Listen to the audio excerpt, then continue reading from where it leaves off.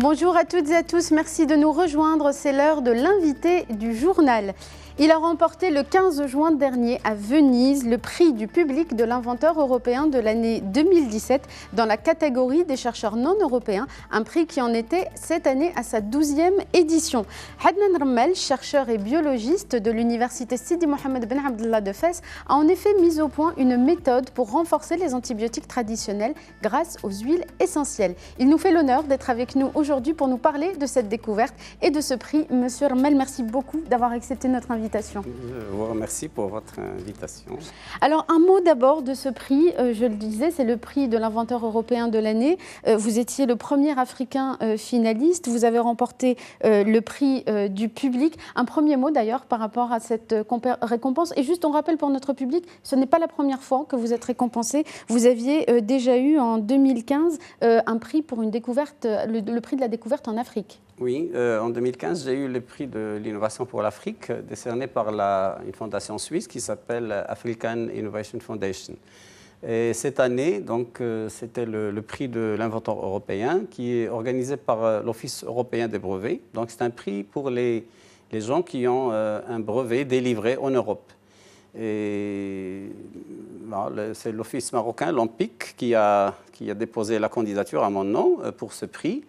Et je ne m'attendais vraiment pas à être dans la finaliste, mais j'ai été nominé pour la finale. Normalement, dans les 12 années qui sont passées, sur les 36 nominés dans cette catégorie, il n'y a jamais eu ni Marocain, ni Africain, ni Arabe. Il n'y a que des Américains, des Japonais, parfois un Coréen, parfois un Australien. Et pour la première fois qu'il y a un Africain et un Marocain, il remporte ce prix du public. Oui, justement, c'était une très lourde responsabilité pour moi parce que je me disais, on a été nominé, il faut qu'on gagne. Et alhamdoulilah, on a gagné. Avec un nombre important de voix d'ailleurs, parce que ce prix du public, il y a eu 119 000 votes enregistrés, soit 2 fois plus que l'année dernière. Oui. C'est un plébiscite quasiment. Oui, tout à fait, parce que on a les Marocains du Maroc et les Marocains du monde. Ont beaucoup se sont mobilisés. Ils voulaient gagner et justement c'était une très lourde responsabilité pour moi parce que il s'agissait plus de Hadnan Remmel, il s'agissait de tous ces Marocains mobilisés. Alhamdoulilah, à juste titre. Alors un mot de votre découverte maintenant, Monsieur Remmel. Je l'ai dit en introduction, vous avez mis au point une méthode pour renforcer les antibiotiques traditionnels. Pourquoi? Parce que les bactéries sont devenues beaucoup plus combatives. Alors d'abord la première question préalable, pourquoi est-ce que les bactéries sont devenues plus fortes face aux antibiotiques?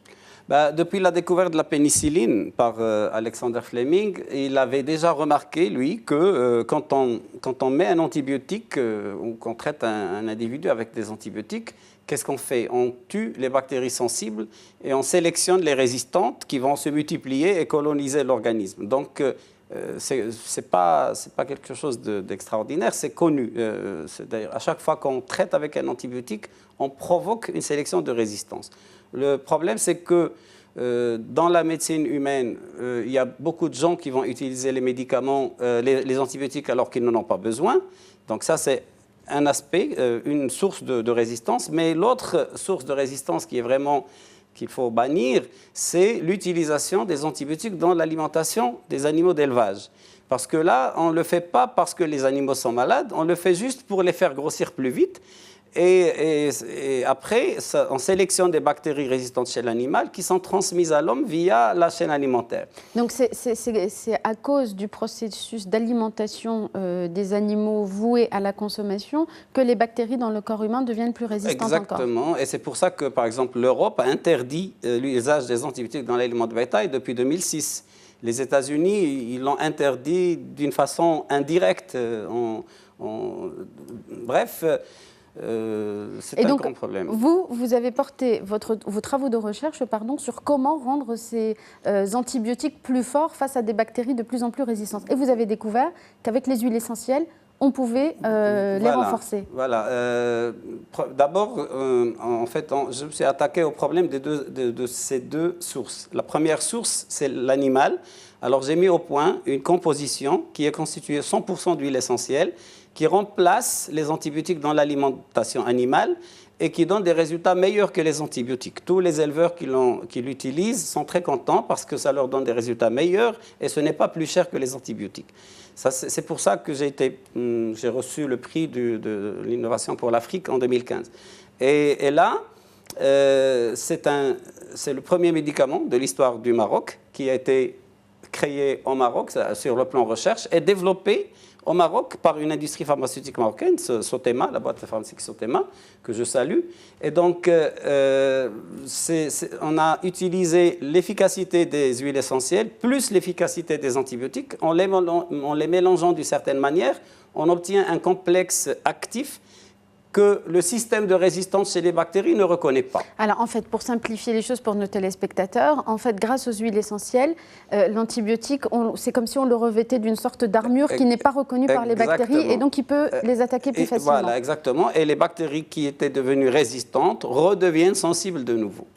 Alors, ce processus de découverte, comment est-ce qu'il s'opère? Parce que j'imagine que vous avez dû faire des tests cliniques, ensuite il y a un brevet. Pour qu'on comprenne bien, c'est quoi le processus d'une invention comme celle-là? Voilà. Le processus, c'est d'abord l'observation. Donc, moi, l'observation m'a été donnée par des médecins en 87-88, quand je suis rentré de France avec un doctorat en pharmacologie. Je voulais travailler sur autre chose.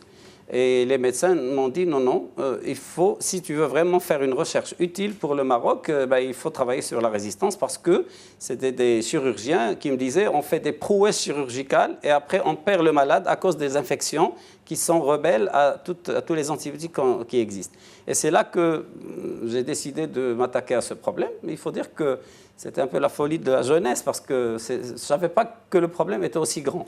Donc je me suis mis sur cette piste et il y avait déjà un chercheur marocain avant moi, le professeur Tantawi El-Iraqi, Abdelghafour, qui avait déjà commencé à tester, à étudier l'activité antimicrobienne de ces huiles essentielles. Et donc c'était le grand prof. Vous avez pris le relais? Voilà, j'ai travaillé avec lui sous sa direction. Ensuite, il m'a donné le relais, si vous voulez.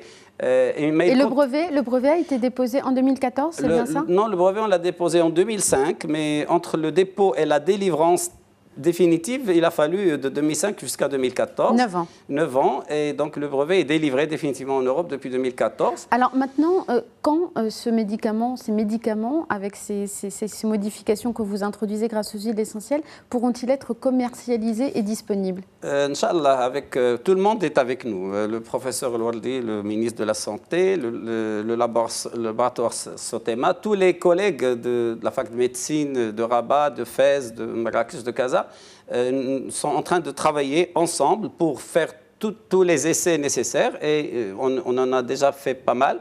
Et je pense que d'ici la fin de l'année, début de l'année prochaine, il sera sur le marché marocain. Donc on aura produit un médicament au Maroc avec une innovation et disponible sur le marché. Tout à fait. Ce sera le premier médicament maroco-marocain à 100% et qui sera forcément exporté dans le monde entier. Une dernière question, il nous reste une petite minute, Monsieur Armal. Peut-être une question qui fâche.